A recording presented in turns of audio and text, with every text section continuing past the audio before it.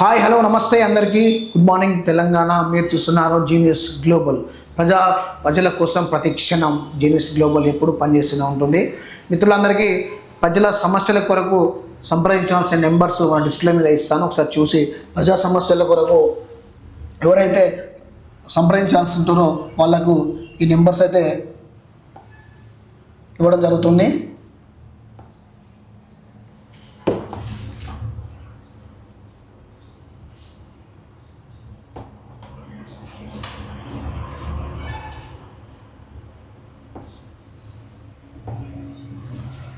మిత్రులందరికీ ప్రజా సమస్య కొరకు ఎవరైతే కాల్ చేయాలనుకుంటారో ఈ నెంబర్కి కాల్ చేయగలరు.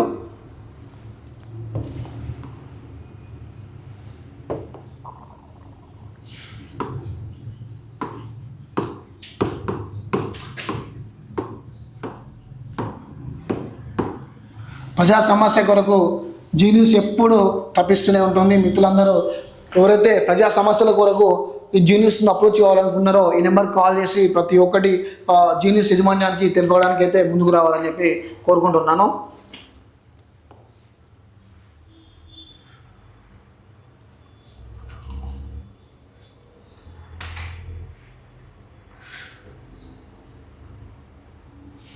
ఈనాడు జయశంకర్ భూపాల్పల్లిలో వచ్చిన న్యూస్ యొక్క విధానాన్ని ఒకసారి చూద్దాం. సరస్వతి పుష్కరాలపై రెండున సమీక్ష. కాళేశ్వరంలో జరిగే సరస్వతి పుష్కరాలపై రెండున సమీక్షని ఇస్తారట.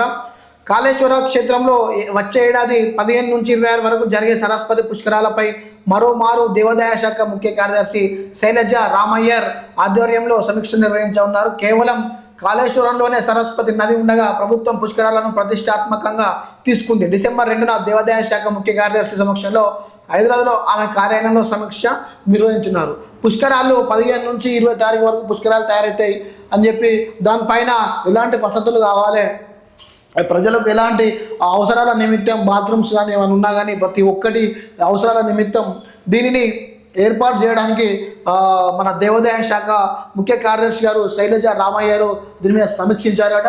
సమీక్షించి దానికి సంబంధించింది మీటింగ్లో కాన్ఫరెన్స్ చేసి ఏం చేయాలో దాన్ని డిస్కషన్ చేసుకుంటారట. ప్రతిభకు పట్టాభిషేకం. Neat campus today. వరంగల్ నగరంలోని జాతీయ సాంకేతిక సంస్థ నీట్లో 22వ స్నాతకోత్సవ జ్ఞానం నిర్వహించారు. DRDO chairman doctor Sameer Kamath ముఖ్య అతిథిగా హాజరై జ్యోతి వెలుగులోకి కార్యక్రమాన్ని ప్రారంభించారు. జాతీయ గీతం ఆలపించారు. నీట్ సంచాలకుడు ఆచార్య విద్యాధర్ సుబాది స్వాగతోపన్యాసం చేశారు. అనంతరం ముఖ్య అతిథి డాక్టర్ సమీర్ కథన్ మాట్లాడుతూ నీట్ పూర్వ విద్యార్థులకు డిఆర్డిఓ పాటు ప్రపంచవ్యాప్తంగా విభిన్న పాత్రలకు సహకరిస్తారని చెప్పారట. వరంగల్లో నీట్కి సంబంధించింది ప్రతిభకు పట్టాభిషేకం చేసే విధంగా ఏది నీట్కు ఎంత ర్యాంక్లో నీటిలో ఉన్న ర్యాంకు ఎంత చదివితే మనకు అంత ర్యాంకు వస్తుంది, దానికి సంబంధించి అయితే మనకు నీట్కి సంబంధించిన వాళ్ళు ఎక్స్ప్లెయిన్ చేశారు. రేపటి నుంచి మావోయిస్టుల PLGO వారోత్సవాలు.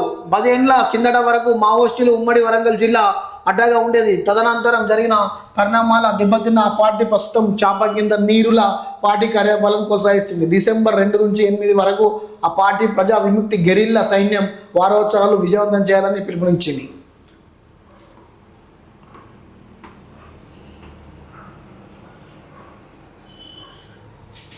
పది రోజుల్లో ఇళ్ల పంపిణీ చేపట్టాలి. మాట్లాడుతున్న మున్సిపల్ చైర్పర్సన్ సంఖ్యం వెంకటరాణి. చిత్రంలో అదనపు కలెక్టర్ విజయలక్ష్మి. పురపాలక సంఘం పరిధిలోని భాస్కర్ గడ్డ ప్రాంతంలో నిర్మించిన 416 ఇళ్లలో ఏడాది క్రితం జిల్లా కలెక్టర్ సమక్షంలో 392 ఇళ్లను అర్హులైన లబ్ధిదారులకు కేటాయిస్తే వారు ఎందుకు పంపిణీ చేయడం లేదని పలువురు బారాసా వార్డు కౌన్సిల్ ప్రశ్నించారు. 10 రోజుల్లో వాటిని పేదలకు పంపిణీ చేయకుంటే పామే తాళాలు పగలగొట్టి అర్హులైన లబ్ధిదారులకు కేటాయిస్తామని పేర్కొన్నారట.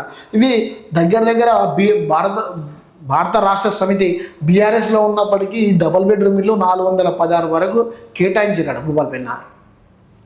ఇక్కడ మనకు భాస్కర్ గడ్డ ప్రాంతంలో. సో దీన్ని ఇంతవరకు పంపిణీ చేయకుండా దాన్ని అట్లనే ఎందుకు ఉంచుతున్నారో అనేది మాత్రం తెలియకుండా పరిస్థితి. సో ఇవి 416 ఇళ్ళు నిర్మిస్తే 392 ఇళ్ళు మాత్రమే పంపించేయగా మిగతాయి అక్కడే ఉండిపోయినాయి. అర్హులైన పేదలకు పంపిణీ చేస్తే వాళ్ళకు కూడా ఆసడగా ఉంటుంది కదా. సో అందుకోసమే భారత రాష్ట్ర సమితి బీఆర్ఎస్ నాయకులు దాని గురించి సమీక్ష నిర్వహించి పంపిణీ చేయకపోతే మేమే తాళాలు పగలగొట్టి అర్హులైన వాళ్లకు మేమే ఇస్తామని చెప్పి ఒక ప్రకటన మనకు రావడం జరిగింది. పండుగల ప్రజాపాలన వారోత్సవాలు ఈ మన జయశంకర్ భూపాలపల్లి కలెక్టర్ రాహుల్ శర్మ ఒక ప్రకటన విడుదల చేశారు. రాష్ట్ర ప్రభుత్వం ఎంతో ప్రతిష్టాత్మకంగా చేపట్టిన ప్రజాపాలన విజయోత్సవాలు డిసెంబర్ 1 నుంచి 9 వరకు పండుగ వాతావరణంలో నిర్వహించేందుకు అన్ని ఏర్పాట్లు చేయాలని కలెక్టర్ రాహుల్ శర్మ అధికారులను ఆదేశించారు. పాలనా విజయోత్సవాలను సాంస్కృతిక కార్యక్రమాలు ప్రభుత్వ కార్యాలయాల విద్యుకరణ తదితర అంశాలపై సోమవారం కలెక్టర్ అన్ని శాఖల అధికారులతో సమావేశం నిర్వహించి కలెక్టర్ మాట్లాడుతూ 9 రోజుల పాటు అన్ని కార్యాలయాలు మున్సిపల్ పంచాయతీ కూడలను విద్యుత్ దీపాలను అలంకరించాలని చెప్పారట. కాంగ్రెస్ ప్రభుత్వం ఏర్పడినప్పుడు 1 ఇయర్ దాటినందుకు మన వాళ్ళు చేసేది ప్రజాపాలన విజయోత్సవాలు. దానికి సంబంధించింది కార్యక్రమాలు 10 రోజుల వరకు జరుగుతాయట. గ్రామ పంచాయతీలు, వార్డు మెంబర్లు, వార్డుకు సంబంధించిన ఏది ఉన్నా కానీ లైటింగ్ తోరణాలతో నింపేసి మొత్తం ప్రజాపాలన వారోత్సవాలు జరుపుకోవాలని మన కలెక్టరు రాహుల్ శర్మ ఒక ప్రకటన రిలీజ్ చేసిండు. అదేవిధంగా నిజంగా చెప్పాలంటే కాంగ్రెస్ ప్రభుత్వం వచ్చిన సంది అసలు ఏం జరిగింది, రుణమాఫీలు అయినా కానీ అట్లనే ఈ 6 గ్యారెంటీల విషయంలో ఏమైనా కానీ ప్రజల దృష్టికి తీసుకుపోవాలని చెప్పి కూడా సార్ కూడా ప్రకటనలో ఒక రిలీజ్ చేయడం జరిగింది. ప్రజా సంక్షేమమే మా లక్ష్యంగా పాలన సమావేశంలో మాట్లాడుతున్న ఎమ్మెల్యే జిఎస్ఆర్ ప్రజా సంక్షేమమే లక్ష్యంగా తమ ప్రభుత్వం పాలన కొనసాగిస్తుందని భూపాలపల్లి ఎమ్మెల్యే గండ్ర సత్యనారాయణరావు అన్నారు. శనివారం మండలంలో ఉడతల విద్యుత్ ఉప కేంద్రం నిర్మాణ పనులు శంకుస్థాపన చేశారు. నైన్ పాకలో నూతనంగా నిర్మించిన విద్యుత్ ఉప కేంద్రాన్ని ప్రారంభించి ఆయన మాట్లాడుతూ నాణ్యమైన విద్యుత్తును అందించే విధంగా ప్రభుత్వం నూతన ఉప కేంద్రాలను ఏర్పాటు చేస్తుందని ఆయన చెప్పడం జరిగింది. ఇప్పుడు మన గండ్ర సత్యనారాయణ మాట్లాడుతూ నాణ్యమైన విద్యుత్తును అట్లనే ప్రజలకు అందించే విధంగా వీళ్ళు తోడ్పడుతుంది. ప్రజలకు మేమే సమయపాలన ఇస్తాం, ప్రజా సంక్షేమమే మా పాలన, అంటే ప్రజల యొక్క సంక్షేమమే మా పాలన అని చెప్పి గండ్ర సత్యనారాయణ చెప్పడం జరుగుతున్నది.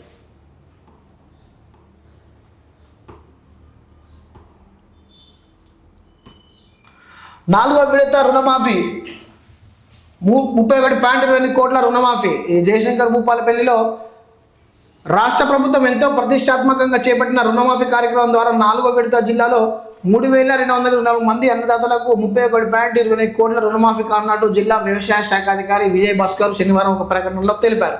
మొదటి విడత 16,502 మంది రైతులకు 93.99 కోట్లు, రెండో విడతలో 9,839 మందికి రైతులకు 103.87 కోట్లు, మూడో విడత 7,670 మందికి రైతులకు 103.8 కోట్ల రుణమాఫీ జరిగినట్టు తెలిపారు. ఇటీవల రైతుల కుటుంబాలకు నిర్ధారణ కార్యక్రమంలో జరిగింది. అందులో భాగంగా 5,815 మంది రైతులకు సంబంధించిన కుటుంబాల నిర్ధారణ చేయాల్సి ఉండగా 4,909 మంది రైతులకు అందుబాటులో 3,224 మంది అన్నదాతలకు 31.20 కోట్ల రుణమాఫీ చేసేందుకు ప్రభుత్వం సిద్ధమైంది అని చెప్పి మన కలెక్టరేట్లో చెప్పడం జరుగుతున్నది. దగ్గర మొదటి విడతగా 3,224 మంది అన్నదాతలకు 31.20 కోట్ల రుణమాఫీ జరిగిందట. అదే రెండో విడత చూసుకుంటే 16,502 మందికి 93.99 కోట్లు రుణమాఫీ జరిగిందని చెప్పి అయితే మనం చెప్తా ఉన్నారు. అట్లే మిగతా రుణమాఫీలు చూసుకున్నట్టయితే ఒక 5,000 మందికి 31 కోట్లు, 9,000 మందికి 103 కోట్లు. చిన్న ఈ రుణమాఫీ ప్రత్యేకంగా ఇంకా చాలా వరకు అయితే కాని వాళ్ళు ఉన్నారు. 2 లక్షల వాళ్ళు 2 లక్షల రుణమాఫీ ఉన్న వాళ్ళైతే చాలా ఉన్నారు. దయచేసి ఈ రుణమాఫీది కూడా 2 లక్షలు ఉన్న వాళ్ళకి కూడా మాఫీ అయ్యే విధంగా టెక్నికల్ ఇష్యూ క్లియర్ చేసి అన్నదాతలను ఆదుకునే ప్రయత్నం చేయాలి.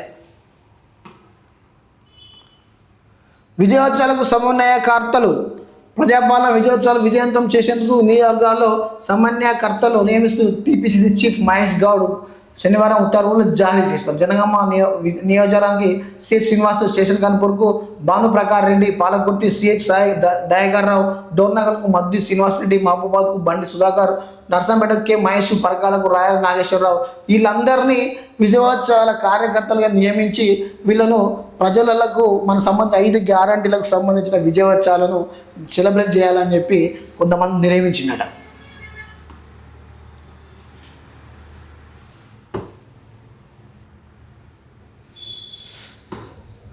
మార్నింగ్ న్యూస్ మిత్రులందరూ చూస్తున్న మిత్రులందరికీ ధన్యవాదాలు. ప్రతి ఒక్కరూ షేర్ అండ్ సబ్స్క్రైబ్ చేయండి.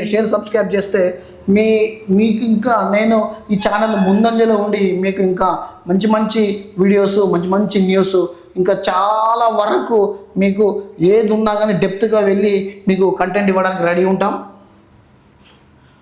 బాలల సామాజిక మాధ్యమాల్లో దూరంగా ఉండాలి. వరంగల్ క్రీడా విభాగం బాలల సామాజిక మాధ్యమాల్లో దూరంగా ఉండాలని చెప్పి మనకు చదువుపై దృష్టి సాధించాలి. వరంగల్ ఎంపీ కడియం కావ్య పేర్కొన్నారు. శనివారం హన్మకొండ కళాక్షేత్రంలో జిల్లాల బాల సంరక్షణ విభాగం ఆధ్వర్యంలో బాలల దినోత్సవం ఘనంగా నిర్వహించారు.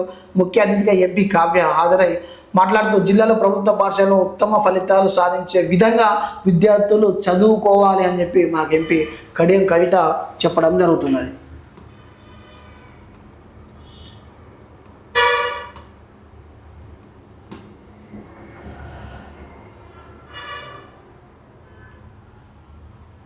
పోలీసు ఉద్యోగం గర్వకారణం. సమావేశానికి హాజరైన నూతన కానిస్టేబుల్ మాట్లాడుతున్న సిపి అంబర్ కిషోర్ షు అధికారులు.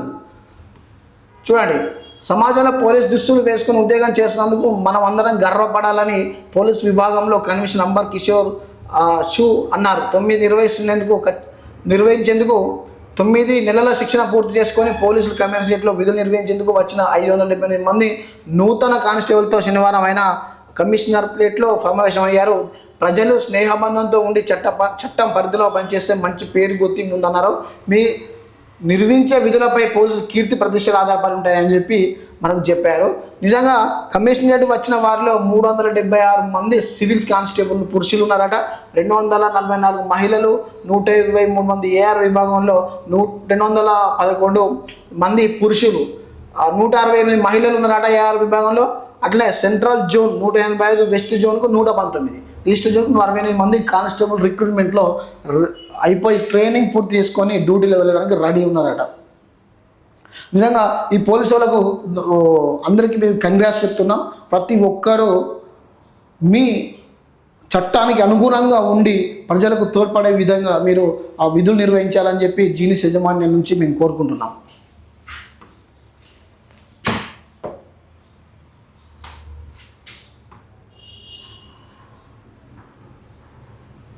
బ్యాంకుల్లో భద్రతపై పరిశీలన. చిట్యాల బ్యాంకు మేనేజర్తో మాట్లాడుతున్న డిఎస్పీ సంపత్రావు.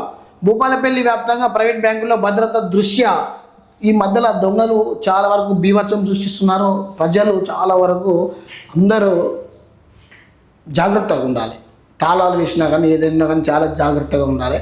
శంకరాంపల్లిలో కూడా దొంగలు పడి నిజంగా చాలా వరకు ఒక 10-15 లక్షల ఆస్తి నష్టమైంది. మన జీనిస్ కూడా చూపెట్టింది. ప్రతి ఒక్కరూ అలర్ట్గా ఉండాలి. ఏ వ్యక్తిని నమ్మరాదు. ఇంకో విషయం ఏంటంటే బీహార్ గ్యాంగు, ఈ ఉత్తరప్రదేశ్ గ్యాంగు, ఈ ఛత్తీస్గఢ్ గ్యాంగులు ఏం చేస్తుందంటే మేము చెద్దార్లు అమ్ముతాం, మేము గ్యాస్ అది చేస్తాం, గ్యాస్ పొయ్యి రిపేర్ చేస్తాం, మేము కోడి పిల్లలు అమ్ముతాం, ఈ చిన్న అవిటికొని పట్టుకు ఏం చేస్తున్నారంటే వాళ్ళు వచ్చి ఏ ఇండ్లు ఏ పెద్దగా ఉంటాయని చెప్పి గమనించుకొని వాళ్ళు దొంగతనాలు చేసే ప్రయత్నాలు చేస్తున్నారు. దయచేసి ఎవరిని నమ్మరాదు. ఎవడన్నా ఎక్కువ తక్కువ చేస్తే ఈప వాళ్ళ కొట్టుది బస్. స్టాఫ్ నర్స్ అనుమానాస్పదలో మృతి. జయశంకర్ భూపాలపల్లి జిల్లాలో ఇదొకటి సంచలనంగా మారింది. అసలు అదేంటో ఒకసారి మనం చూద్దాం. నిన్న కూడా దీనిపైన వీడియో కూడా చేశాం. జయశంకర్ భూపాలపల్లి జిల్లాలో ఆర్టీసీ బస్టాండ్ ఎదురుగా యోధా ఆసుపత్రిలో స్టాఫ్ నర్స్గా పనిచేస్తున్న ఎస్కే అప్సర్ బి 28 సంవత్సరాల అనే అమ్మాయి నివేతను అనుమానాస్పద స్థితిలో శనివారం మృతి చెందారు. కుటుంబ సభ్యులు తెలిపిన వివరాల ప్రకారం అప్సర్ బి భర్త విడిపోయి పట్టణంలో T2 మాదిరి సింగరేణి క్వార్టర్స్లో కొన్ని నెలలుగా తల్లిదండ్రులతో కలిసి నివాసం ఉంటున్నారు. జీవనోపాధి కోసం నిమిత్తం యోధ ఆసుపత్రిలో పనిచేస్తున్నారు. శుక్రవారం 8 గంటలకు ఇంటి నుంచి ఆసుపత్రికి నిధులకు వెళ్ళింది. ఈ కార్యక్రమంలో శనివారం తెల్లవారుజామున 4 గంటల ప్రాంతంలో ఆసుపత్రి సిబ్బంది ఒకరు వచ్చి నీ కూతురు అస్వస్థ కుదిరైంది పడిపోయిందని చెప్పి తండ్రిని తీసుకొచ్చారట. నాకు అర్థం కాదు కానీ శుక్రవారం 8 గంటలకు నుంచి ఆసుపత్రి విధులకు వెళ్ళింది. ఆ క్రమంలో 8 గంటలకు వెళ్ళిన అమ్మాయి 8:30, 9 గంటలకు చనిపోతే వీళ్ళు ఏం చేస్తున్నారండి? అంబడే స్పాట్గా ఫోన్ చేసి తల్లిదండ్రులకు ఇన్ఫర్మేషన్ ఇవ్వద్దా? అవును, నాకు అర్థమయ్యాలి. కానీ 2-3 కోట్లు పెట్టి ఈ ఆసుపత్రులు కట్టారు. ఆసుపత్రిలో సీసీ కెమెరాలు ఏం పెట్టుకోలేదా? నాకు ఈ అనుమానాలు ఉన్నాయి. దీని గురించి డైరెక్ట్ నెగిటివ్ స్ప్రెడ్ చేయొద్దు. ఇప్పుడు ఇంత పెద్ద ఆసుపత్రిలో సీసీ కెమెరాలు ఏం పెట్టలేదా? ఇంత పెద్ద ఆసుపత్రిలో ఇప్పుడు ఈ మొక్కతే ఉందా? ఎంతమంది నర్సులు ఉన్నారు? ఎంతమంది పేషెంట్లు ఉన్నారు? ఆ రోజు నైట్ డాక్టర్లు ఎవరు లేరా? అక్కడ పూర్ణకుమార్ లెక్క ఒకడు కూర్చుంటాడు రిసెప్షనిస్టు. వానికి ఏం తెలియదా ఎంతమంది నర్సులు ఉన్నారు ఏందని? వాడు చూసుకోవద్దా? అసలు ఏం జరిగింది? సీసీ కెమెరాలు బేస్తవారం, శుక్రవారం, శనివారం ఈ 3 రోజుల సీసీ కెమెరాలు కంటిన్యూస్గా మనకు కనుక చూస్తే ఈమె మృతికి అన్ని ఆధారాలు దొరుకుతాయి. అక్కడ ఉన్న స్టాఫ్ ఎవరైతే నర్సులు, తోటి నర్సులు, అట్లనే ఇంకా అక్కడ రిసెప్షనిస్టులు, ఆ డాక్టర్లను విచారిస్తే మొత్తం దీనికి సంబంధించిన చిట్టా మొత్తం బయటపడుతుంది. మెయిన్గా ఈ ఆసుపత్రిలో ఈమె మీదనే వదిలేసిపోయినరా మొత్తమే ఎవరు లేరు. ఇక డాక్టర్ లేరు, పేషెంట్ లేరు, రిసెప్షనిస్ట్ లేడు, మిగతా తోటి నర్సులు లేరు, ఎవరు లేరు. ఈ ఒక్కతే ఉందా హాస్పిటల్లో? అసలు ఏం జరిగింది? దీని మీద త్రికోణ విధిలో ఆలోచించి ఈమెకు తల్లిదండ్రులకు న్యాయం జరగాలి పాపం ప్రతి ఒక్కరికి. ఎందుకంటే ఈమె కాదు, రేపటి భవిష్యత్తులో ఎవరికైనా ఈ ప్రాబ్లం రావచ్చు. ఈ ప్రైవేటు యాజమాన్యం దాన్ని సీరియస్గా తీసుకోవట్లేదు. ఒక నిండు ప్రాణం పోతా అంటే నిండు ప్రాణం ఎంతో విలువైనది కాబట్టి పోతా అంటే ఏం చేస్తున్నారు? సరే బయట ఏదో యాక్సిడెంట్ అయింది, ఇంట్లో చనిపోయిందంటే హార్ట్ స్ట్రోక్ ఏదో ప్రాబ్లం చేయొచ్చు. ఆసుపత్రిలోనే చనిపోయింది కదా. వీళ్ళందరూ ఏం చేస్తున్నారు? డాక్టర్లు ఏం చేస్తున్నారు? నర్సులు ఏం చేస్తున్నారు? ఈ రిసెప్షనిస్టులు ఏం చేస్తున్నారు? మిగతా తోటి ఏఎన్ఎంలు ఏం చేస్తున్నారు? అట్లా ఊర్చి ఆయమ్మలు ఏం చేస్తున్నారు? వీళ్ళందరూ ఏం చేస్తున్నారు? ఒక క్యాండిడేట్ చనిపోయి ప్రాణం పోయి ఇన్ఫర్మేషన్ ఇచ్చేంత వరకు వీళ్ళు ఏం చేసారు? వీళ్ళకి కనబడలేదా? సో ఏదేమైనా ఈ అమ్మాయికి న్యాయబద్ధంగా విచారణ జరిపి దీన్ని ఎస్పీ లెవెల్లో మనకు విచారణ జరిపి ఈ అమ్మాయికి న్యాయం చేయాలి. సీసీ కెమెరాలు మాత్రం మెయిన్ పాత్ర ఉంటుంది కాబట్టి సీసీ కెమెరాలు కంపల్సరీగా వెతకాలి. ఓకే ఫ్రెండ్స్, మీరు చూస్తున్నారు జీ న్యూస్. ప్రతి ఒక్కరూ ప్రతి క్షణం ప్రజల కోసం సబ్స్క్రైబ్ అండ్ షేర్ చేయండి. More videos watch and subscribe. ప్రతి ఒక్కరూ చూస్తూనే ఉండండి. జై హింద్ తెలంగాణ, జై నమస్తే.